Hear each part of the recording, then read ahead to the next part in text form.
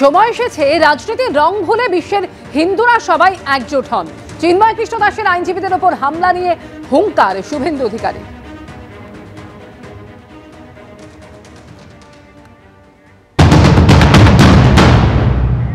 আমরা আরো তীব্র করব আমাদের অবরোধ বয়কট আন্দোলন এবং গোটা পৃথিবীর হিন্দুদের সময় হয়েছে রাজনীতির রং ভুলে ঐক্যবদ্ধ হওয়া।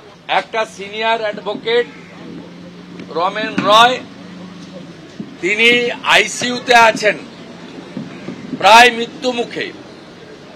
আরেকজন তরুণ লয়ার রিগাল আচার্য, তার গোটা মাথাটা ভেঙে এই উগ্রবাদী, মৌলবাদী, জিহাদি এই শক্তি এই কাণ্ড করেছে।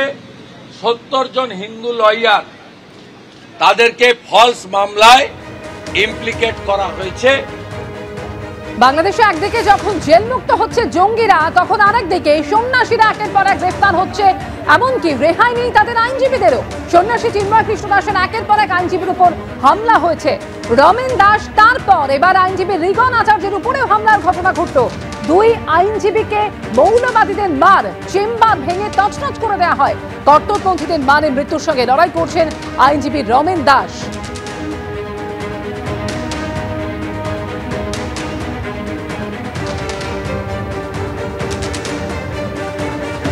আইনজীবী রমেন দাস, তার উপর হামলার ঘটনায় নয়, তার বাড়িতেও ভাঙচুর চালানো হয়েছে।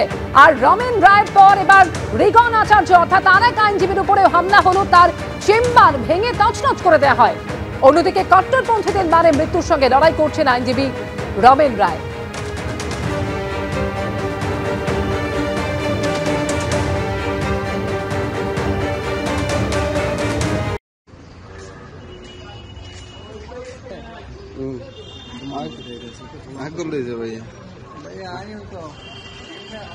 আচ্ছা আচ্ছা, আর এখানে বড় ভাই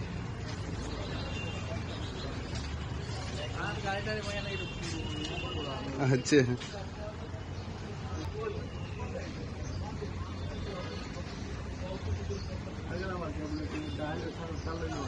আচ্ছা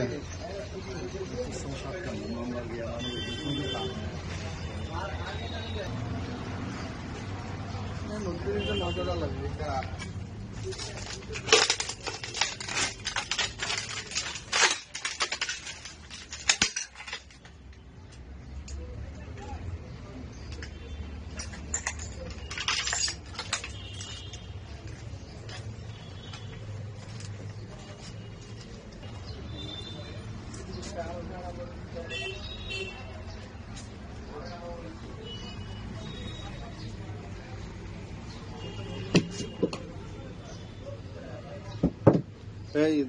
এই দাদা